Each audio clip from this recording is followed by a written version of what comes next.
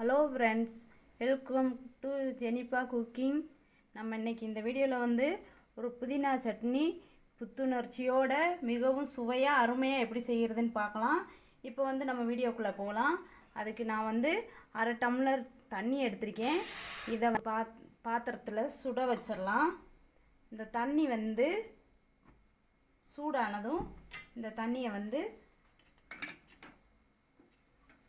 இந்த மாதிரி ஒரு கிண்ணத்தில் மாற்றிக்கிறலாம்.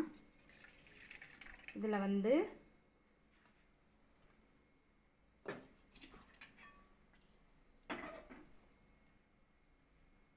இந்த அளவுக்கு வந்து ஒரு சின்ன சைஸ் புளி எடுத்து இந்த சுடு தண்ணியில் வந்து ஊற வச்சிடலாம். இப்போ இந்த அடுப்பில் வந்து ஒரு பாத்திரத்தை வச்சுட்டு இதில் வந்து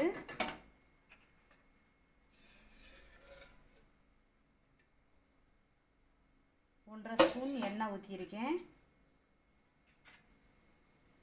இது கூட இப்போ 3 பச்சை மிளகாய், 2 வெள்ளைப்பூடு, அப்புறம் சின்னதாக ஒரு அளவு இஞ்சி, ஒரு 10 கறிவேப்பிலை இலை, இது எல்லாத்தையும் இது கூட சேர்த்துடலாம். பச்சை மிளகாய் வந்து நம்ம எண்ணெயில் போட்டதுமே வெடிக்கும், அதனால் எண்ணெய் ரொம்ப சூடாகாமல் பார்த்துக்கோங்க.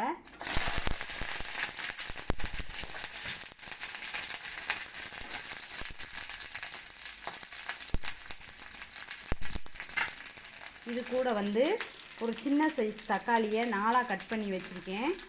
இதை வந்து அப்படியே அது கூட சேர்த்துறேன்.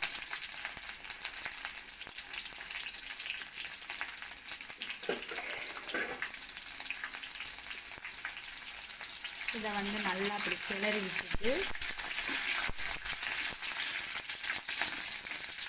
இந்த வெள்ளைப்பூண்டு தக்காளியிலெல்லாம் வந்து இந்த பச்சை வாடை போகிற அளவுக்கு வந்து கிளறி விட்டுருங்க.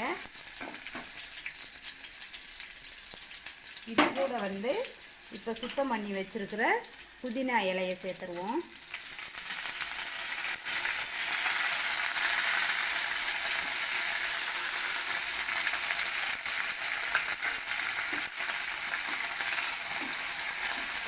இந்த புதினா இலையை நல்லா அப்படியே இந்த எண்ணெயிலேயே கிளறி விட்டுறலாம்.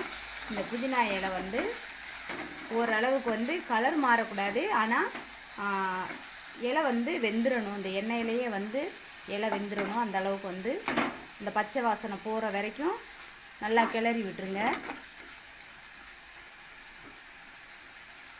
தீ மட்டும் கம்மி பண்ணி வச்சுக்கோங்க.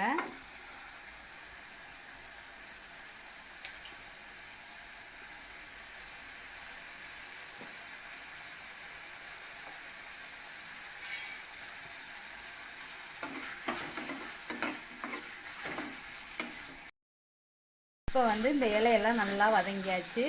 இந்த தக்காளி எல்லாம் பார்த்தீங்கன்னா நல்லா தோலெல்லாம் வந்து இந்த அளவுக்கு வந்துடுச்சு. இதுக்கப்புறமா இதை வந்து ஒரு பாத்திரத்தில் ஆற வச்சிடலாம்.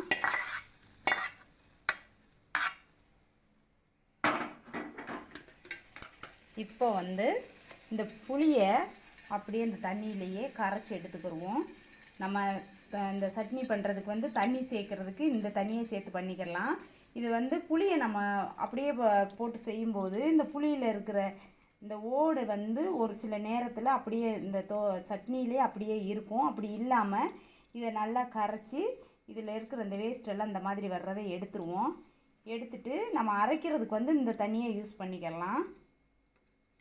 இப்போ பாருங்கள், இதெல்லாம் எடுத்துட்டேன். நான் எடுத்ததுக்கப்புறமா மிக்ஸி ஜாரில் வந்து 1 கப் அளவுக்கு தேங்காய் எடுத்து வச்சுருக்கேன். இதை சேர்த்துடலாம்.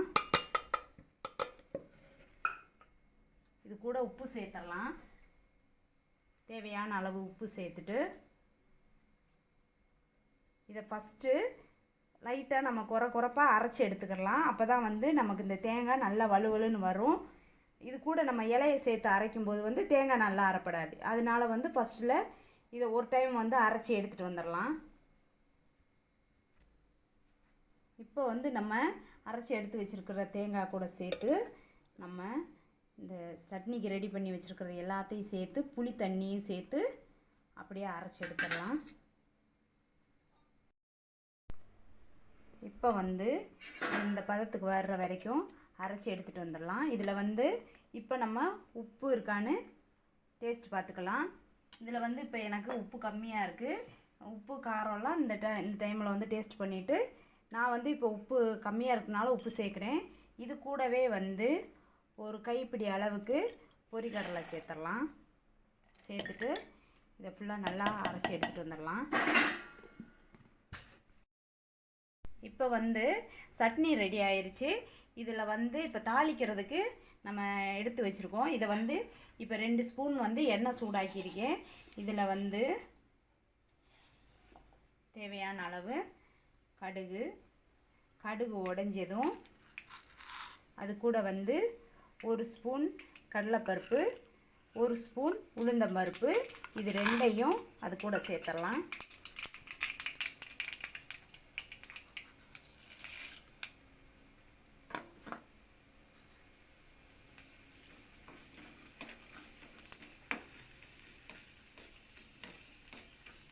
இது ரெண்டும் ஓரளவுக்கு கலர் மாறிடணும், ஆனால் கரிஞ்சு போயிடக்கூடாது.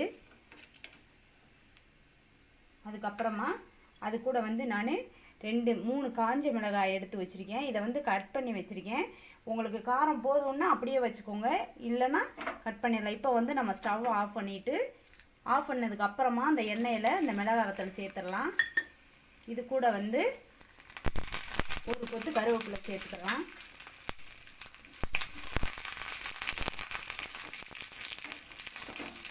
இதை வந்து நல்லா இப்படி கிளறிட்டு இதை எடுத்து இப்போ நம்ம தாளிச்சிடலாம். சட்னி சூப்பரான சுவையான புதினா சட்னி ரெடி ஆயிடுச்சு. ஒரு வட்டம் இந்த ரெசிபி வந்து நீங்கள் வீட்டில் ரெடி பண்ணி பார்த்துட்டு கமெண்ட் பண்ணுங்கள்.